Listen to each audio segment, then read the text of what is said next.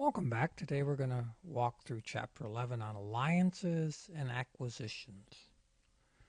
So first of all, we need to know the definition of alliance, acquisition, and merger. So an alliance is a voluntary alliance between two companies. It could be non-equity. We might not share any ownership, or there might be some equity ownership. We might have a joint venture, or it might just be a strategic alliance where there's no equity. But the key word here is it's voluntary. Two companies come together and they say voluntarily we're going to work together for the benefit of both of us. We may exchange some equity, we may not exchange some equity. An acquisition is often non-voluntary. That's where one entity acquires the others. The other important thing about alliance is we remain two separate entities.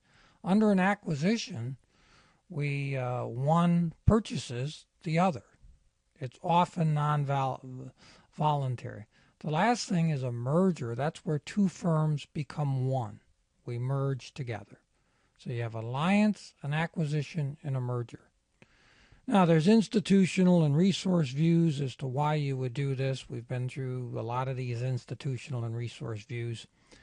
Alliance formation, you have the initiator, which begins the process, and the partner, which is called the other firm. Alliance dissolution, that's where they're dissolved.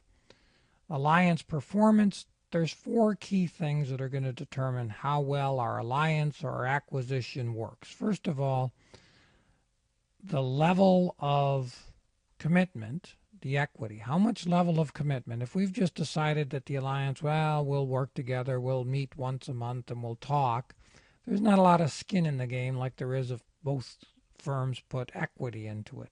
Alliances tend to work better when there's some sort of equity involved. How much learning and sharing of experience and synergies between the two is important. How broad is the nationalization? How different are the cultures and the norms? Certainly the closer they are, more likely the better it's going to work.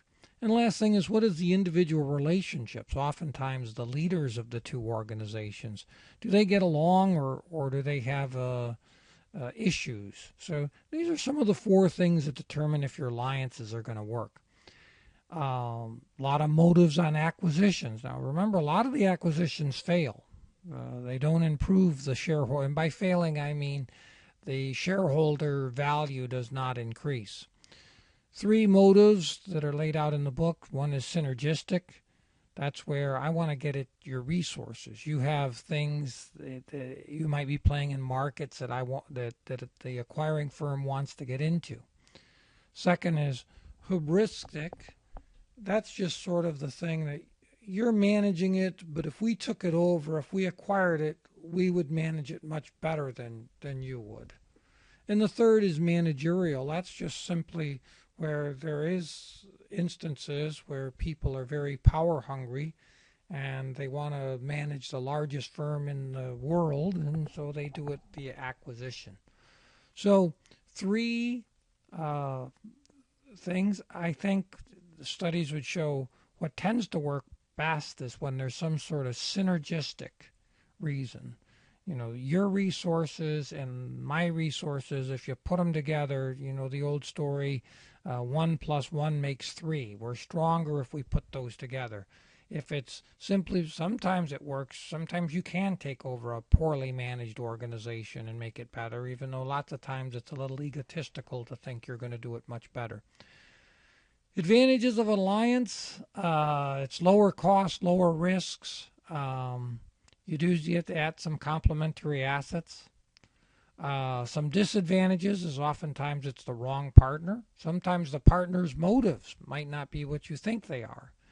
And sometimes you end up nurturing your own competition. That's Chapter 11. Have a good week.